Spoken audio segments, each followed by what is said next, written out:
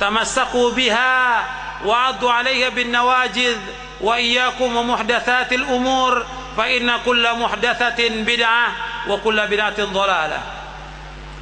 Nabi bersabda, barang siapa yang hidup sesudah wafatku akan melihat persisian yang banyak, maka hendaklah akan berpegang kepada sunnahku dan sunnah para khalifahku yang terpimpin dan lurus. Peganglah erat-erat dan gigitlah dengan geraham kalian, dan jauhkan diri kalian dari perkara-perkara yang baru, karena setiap yang baru adalah bid'ah, setiap bid'ah adalah sesat. Yang mengatakan setiap yang baru adalah bid'ah Rasulullah, dan setiap bid'ah sesat Rasulullah yang mengatakan demikian. Dan Nabi, hadis ini sahih, riwayat Abu Daud, Tirmidzi, Ahmad dan yang lainnya, Hakim dan yang lainnya dengan sanad yang sahih. Dalam hadis yang lain Nabi bersabda, "Man ahdatsa fi amrina hadza ma laysa minhu fa huwa raddun." Barang siapa mengadakan sesuatu yang baru dalam agama kami yang tidak kami contohkan, maka tertolak. Amalan itu tertolak, tidak diterima oleh Rasulullah, tidak diterima oleh Allah SWT. Hadis ini sahih, riwayat Bukhari dan Muslim dari sahabat Aisyah radhiyallahu anha. Dalam hadis yang lain yang diriwayatkan oleh Imam Muslim, Nabi bersabda, "Man 'amila 'amalan laisa 'alaihi amruna fahuwa raddun." Barang siapa mengamalkan satu amalan yang tidak ada contoh dari kami, maka tertolak. Maka umat Islam tidak boleh berbuat bid'ah, tidak boleh. Agama Islam ini sudah sempurna. Dan Nabi mengatakan bahwa setiap bid'ah itu sesat dan setiap kesesatan tempatnya di neraka. Yang berkata dan bersabda adalah Rasulullah SAW. Nabi bersabda, "Kullu bid'atin dhalalah wa kullu dhalalatin finnar." Setiap bid'ah adalah sesat dan setiap kesesatan tempatnya di neraka. Hadis ini sahih, diriwayatkan oleh Imam An-Nasai dalam sunannya dari sahabat Jabir bin Abdullah. Setiap bid'ah sesat dan setiap kesesatan tempatnya di neraka. Jadi umat Islam wajib menjauhkan semua perbuatan bid'ah. Jadi bid'ah itu sesuatu yang baru dalam agama, yang Nabi nggak contohkan, yang orang melakukannya tujuannya untuk apa? Untuk ibadah. Orang melakukannya tujuannya untuk apa? Untuk mendapatkan pahala. Tujuannya untuk mendapatkan ganjaran. Seperti yang disebutkan oleh Imam Asy-Syatibi dalam kitabnya Al-I'tisam, yang dikatakan bid'ah itu al-bid'atu tariqatun fid dini mukhtara'atun tudahi syar'iyyata yuqsadu bis-suluki 'alaiha al-mubalaghatu fit ta'abbudi lillahi subhanahu. Yang dikatakan bid'ah itu yaitu suatu cara dalam agama yang diada-adakan, yang tujuan pelaksanaannya untuk berlebih-lebihan dalam ibadah kepada Allah. Dia melakukan bid'ah itu tujuannya untuk berlebihan dalam ibadah kepada Allah. Nabi nggak contohkan. Seperti apa bid'ah yang dilakukan oleh kaum muslimin sekarang ini? Seperti maulid Nabi, mengadakan perayaan maulid Nabi. Nabi nggak contohkan. Nabi tidak contohkan. Kalau kita sebagai umat Nabi Muhammad SAW, kita mengikuti Rasulullah. Yang Nabi contohkan kita kerjakan, yang Nabi tidak contohkan jangan kita kerjakan. Karena agama Islam sudah sempurna, sempurna. Dan Nabi nggak pernah seumur hidupnya melakukan maulid.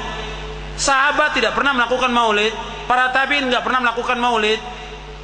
Tabi'ut tabi'in tidak pernah melakukan maulid. Imam yang 4, Hanafi, Maliki, Syafi'i, Hambali rahimahumullah tidak pernah mengadakan maulid. Tidak pernah. Kalau seandainya itu baik, mesti Nabi sudah lakukan. Kalau seandainya itu mendapatkan ganjaran, Nabi sudah lakukan. Kalau seandainya itu mendekatkan diri kepada Allah, Nabi sudah lakukan. Tapi Nabi tidak lakukan. Sebagaimana kata para ulama, "Lau kana khairan lasabaquna ilaihi." Kalau seandainya perbuatan itu baik, maka mereka lebih dahulu untuk melakukannya. Makanya kita nggak boleh lakukan apa yang tidak dilakukan oleh Rasulullah dan sahabatnya. Maka dikatakan oleh seorang sahabat, "Kullu ibadatin lam yata'abbadha ashabu Rasulillah fala tata'abbaduha." Setiap ibadah yang tidak dilakukan oleh para sahabat Rasulullah, jangan kalian lakukan. Karena agama sudah sempurna. Allah berfirman dalam surah Al-Maidah ayat 3, al-yauma akmaltu lakum dinakum wa atmamtu alaikum ni'mati wa raditu lakumul Islam madina. Pada hari ini aku telah sempurnakan bagimu agamamu, aku telah cukupkan nikmatku atasmu, dan aku ridho Islam menjadi agama bagimu. Jadi agama Islam ini sudah sempurna. Tidak boleh lagi orang menambah-nambah dalam agama ini. Tidak boleh, sempurna agama ini. Antum perhatikan penjelasan Al-Hafidz Ibnu Katsir ketika menafsirkan ayat dalam surah Al-Maidah surah 5 ayat 3. Kata beliau setelah membacakan ayat, setelah membawakan ayat al-yauma akmaltu lakum dinakum wa atmamtu alaikum ni'mati wa raditu lakumul Islam madina. Kata beliau, kata Al-Hafidz Ibnu Katsir, hadhi akbaru ni'amillahi ta'ala ala hadhihi al-ummah haitsu akmala Allah ta'ala lahum dinahum fala yahtajuna ila dinin ghairihi wala ila nabiyyin ghairi nabiyyihim sallallahu alaihi wasallam walihada ja'alahu Allah ta'ala khatamal anbiya wa ba'athahu ila al-insi wal jinn fala halala illa ma ahallahu wala harama illa ma harramahu wala dina illa ma syara'ahu wa kullu syai'in akhbara bihi fahuwa haqqun wa sidqun la kadhiba wa la khulfa kama qala ta'ala wa tammat kalimatu rabbika sidqan wa adla ay sidqan fil akhbari wa adlan fil awamiri wan nawahi falamma akmala Allah lahumud din thammat alaihimun ni'matu walihadza qala al-yawma akmaltu lakum dinakum ay fardau antum li anfusikum fa innahu ad-dinul ladzi ahabbahu Allah wa radiyahu wa ba'atha bihi afdalar rusulil kiram wa anzala bihi asyrafal kutubi. Kata Al-Hafidz Ibnu Katsir, ini merupakan nikmat Allah yang paling besar atas umat ini, di mana Allah telah menyempurnakan bagi mereka agama mereka. Mereka tidak membutuhkan kepada agama yang lain. Mereka tidak membutuhkan kepada nabi yang lain selain dari Nabi Muhammad sallallahu alaihi wasallam. Karena itu Allah jadikan Nabi Muhammad sebagai penutup para nabi dan rasul. Allah utus beliau kepada manusia dan jin. Tidak ada yang halal kecuali apa yang beliau halalkan. Tidak ada yang haram kecuali apa yang beliau haramkan.